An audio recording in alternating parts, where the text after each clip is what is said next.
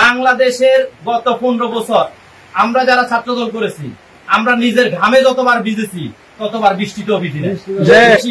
যে দলটি শ্রম দিচ্ছে সেটা হচ্ছে বাংলাদেশ জাতীয়তাবাদী দল।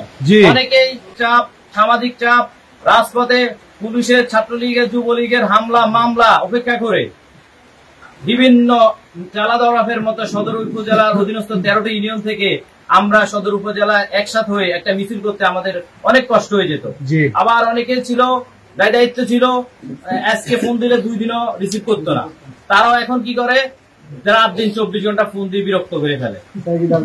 ওই রাজনীতি থেকে যেটা আমার সাথে ঘটে সেটা অবশ্যই ইউনিয়ন ছাত্র দলের সভাপতি সেক্রেটারির সাথে ঘটতেছে, সাবেক ছাত্র নেতাদের সাথে ঘটতেছে। অনুরোধ করবো, এটা আসলে সাংগঠনিক সভা, সংগঠনের মানে কাঠামোগত বিষয় নিয়ে আলোচনা করা আমাদের উচিত। তারপর আমি বলবো, যারা ত্যাগী আছেন, যারা, আমি এই ইউনিয়নে বারবার সজীবের উপরে হামলার কথা শুনেছি, হ্যাঁ অনেকের ইয়ের উপরে হামলার কথা শুনেছি, এরকম অনেকগুলো ঘটনা আমরা শুনেছি, আসলে কিছু করার ছিল না। এখন যদি যুদ্ধের ময়দানে যদি আমরা যারা একসাথে যুদ্ধ করছি কারো অবদান হয়তো একটু বেশি হবে, কারো একটু কম হবে, কিন্তু যার কোনো অবদানে নেই তার কোনো ঠাইও নেই। আপনারা ত্যাগী, আপনারা যদি ত্যাগী হয়ে যদি একজনকে একজন মূল্যায়ন করে তাহলে সবাই আপনাদের মূল্যায়ন করবে। যখন আপনারা একজনকে মূল্যায়ন করবেন না, আপনাদেরকেও কেউ মূল্যায়ন করবে না। আমি আমার অবদান, যদি আমার সহযোদ্ধার অবদানকে অস্বীকার করি তাহলে আমার অবদান একদিন অস্বীকার হয়ে যাবে। তাই সহযোদ্ধার অবদান, সিনিয়রদের অবদান সবকিছু মানতে হবে, মেনে একটা কাঠামোতে আসতে হবে।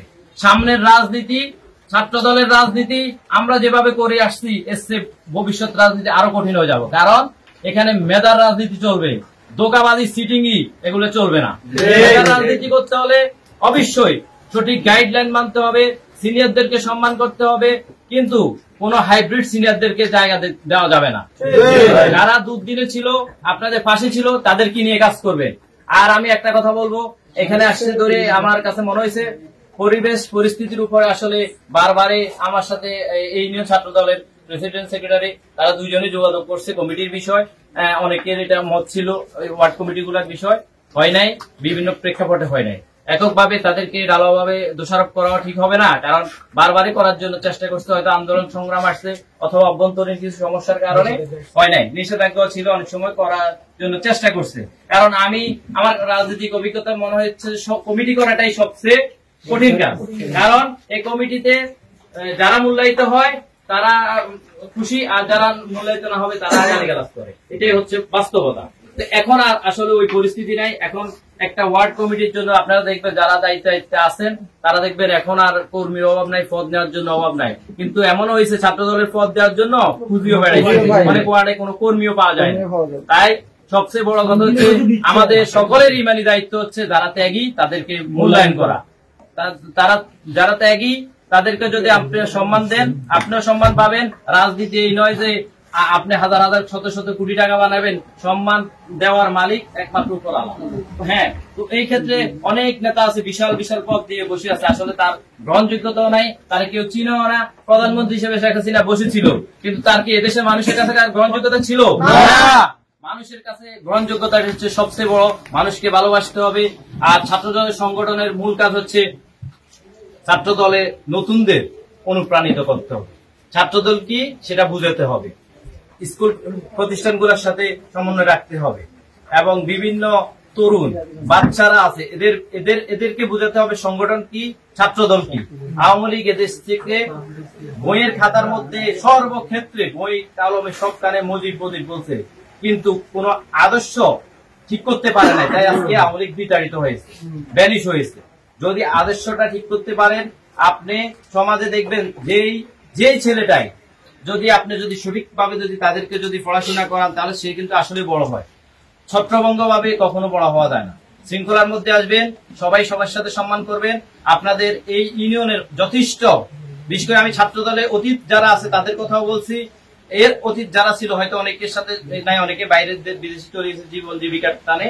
আপনারা এক হয়ে ঐক্যবদ্ধ হয়ে একটা সুন্দর সংগঠন তৈরি করবেন, যেখানে আমাদের কিন্তু এখনকার সময় আমাদের আসলে ত্যাগ করার সময়টা শেষ হয়ে গেছে।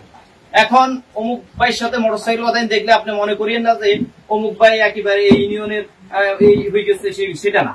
কারণ এই ইউনিয়নে যারা অবদান মানে রাজনীতিতে ত্যাগ করছে, তারা স্টেপ বাই স্টেপ উপজেলা, জেলা এবং কি আমাদের নোয়াখালীর যা দীর্ঘদিন প্রত্যেকটা অঞ্চলে যিনি আসলে সংগঠনকে শক্তিশালী করছেন, আমাদের সকলের প্রিয় নেতা আলহাজ মোহাম্মদ শাহজাহান ভাই, উনি যেভাবে সংগঠনটারে নোয়াখালীতে যার অবদান সর্বোচ্চ, বিএনপিতে উনি এই বয়সে হাঁটি হাঁটি পা করে এই অঞ্চলকে শক্তিশালী করছে। উনি জানে কে কি রকম, এখানে আরাফাত সম্পর্কে, এই মিজান সম্পর্কে, বাবু সম্পর্কে অথবা শরীফ সম্পর্কে আমি যদি নাও বলি, আমি যদি তাদের বিষয়টা নাও বলি, কিন্তু আসলে আমাদের স্টেপ বাই স্টেপ সবাই জানে, সিরাজ ভাই জানে অথবা অন্য কেউ জানে কার অবদান কতটুকু। তাই কেউ এখন আর অভিনয় করে হ্যাঁ রাজনীতি করবেন এগুলো হবে না। শুধু আপনাদের প্রতি আমার ব্যক্তিগত একটা হচ্ছে, আপনারা যারা ত্যাগী ছিল, যারা গত 15 বছর তাদেরকে মূল্যায়ন করবেন। তারা কি আপনাদের কিছু টাকা চায়, ব্যবসা চায় না, চায় কি যেন আপনার সাথে ত্যাগী একটা লোক বসে, একটা হাইব্রিড যেন না বসে থাকে। তারা দল করার প্রতি ইচ্ছে হবে না, কারণ সে শ্রম দিছে। বাংলাদেশের গত 15 বছর আমরা যারা ছাত্র দল করেছি, আমরা নিজের ঘামে যতবার ভিজেছি ততবার বৃষ্টিতেও ভিজি না। অতএব এদেরকে মূল্যায়ন করতে হবে। এদেরকে মূল্যায়ন করা দায়িত্ব কাদের? যারা পদ পদবিতে আছে, এদেরকে স্টেপ বাই যারা দায়িত্ব পালন করতেছে তাদের। আর আমি ইউনিয়ন ছাত্র দলকে একটা বলবো, আপনারা আর একটু সমন্বয়হীনতা যাই কষ্ট উঠছে এগুলো আর একটু ক্লোজ হন। এখন আর আসলে এখন যদি আপনারা যদি ধরেন রাজনৈতিক, এখন থেকে আমাদের আসলে দীর্ঘ আর একটা সময় পাড়ি দিতে হবে। বর্তমান সরকার যারা আছে, তারা রাষ্ট্র কাঠামো যেভাবে ভাঙি পড়ছে, তাই একটু সময়ের ব্যাপার আছে। এগুলোর পরে নির্বাচন হবে, এখানে জনপ্রিয়তা আছে, এখানে ষড়যন্ত্র হচ্ছে, দেশীয় আন্তর্জাতিক ভাবে বিভিন্ন ষড়যন্ত্র হচ্ছে, সবাই জনপ্রিয় হতে চেষ্টা করতেছে, কিন্তু গত 15 বছর কাউকে রাস্তায় ছিল না।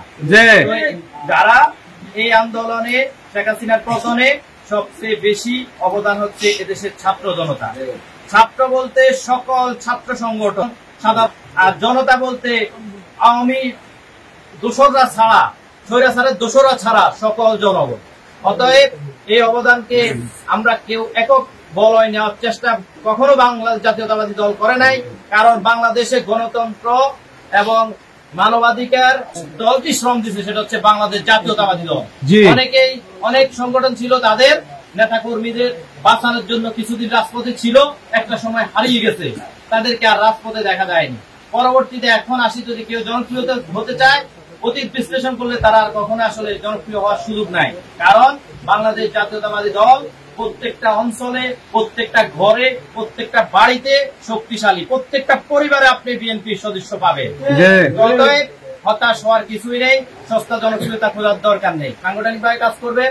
আর ইউনিয়ন ছাত্র দলের যারা দায়িত্বশীল অনেকে আছে, সভাপতি সেক্রেটারি ছাড়াও যারা আছে, আমার কাছে মনে হচ্ছে এরা সবাই সভাপতি সেক্রেটারির মতো অবদান রাখে। তাই আপনারা সবাই সবার জায়গা থেকে আপনারা চেষ্টা করবেন, আপনারা 4-5 জন 7 জন 10 জন বসে নেতৃস্থানীয় আপনারা কিভাবে যদি পারেন, ওয়ার্ড কমিটি যদি ত্যাগী কেউ থাকে, তার কোনো পরিচয় নাই, তার পরিচয় দেওয়ার মতো কিছু নাই, কিন্তু আপনাদের সাথে বছরের পর বছর মিছিল করছে, তাহলে এই ছেলেটার পাওয়া কি আছে? এই ছেলেটা কি কোটিপতি হয়ে যাবে, নাকি লাখ লাখ টাকা কামাবে, নাকি টেন্ডারবাজি করবে? কিছুই কামাবে। তারে অন্তত একটা পরিচয় দেওয়ার চেষ্টা করিয়েন।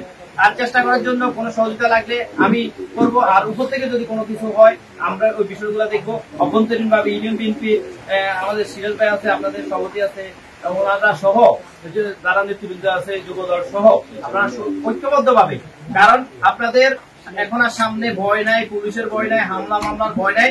শুধু আপনারা অভ্যন্তরীণ ভাবে নিজেরা যেটা আজকে শুনতে পেলে, আপনাদের একটা সালিশ হয়েছে, বিষয়টা শুনছে আমাদের অভ্যন্তরীণ, এরকম যেন ঘটনা না হয়। সম্প্রীতি তৈরি করতে হবে, ভালোবাসতে হবে, কর্মীকে নিজেদের মধ্যে একটা সম্প্রীতি থাকতে হবে। এই বলে আমি আমার সংক্ষিপ্ত বক্তব্য শেষ করছি। কারো তরফে নিউজে সবার জানাচ্ছি, পাশাপাশি দেশ নায়ক তারেক রহমান, দেশি প্রেসিডেন্ট জিয়া রহমান অমরক, বাংলাদেশ জিন্দাবাদ, বাংলাদেশ জাতীয়তাবাদী। নোয়াখালী টিভি, বৃহত্তর নোয়াখালীর প্রতিচ্ছবি।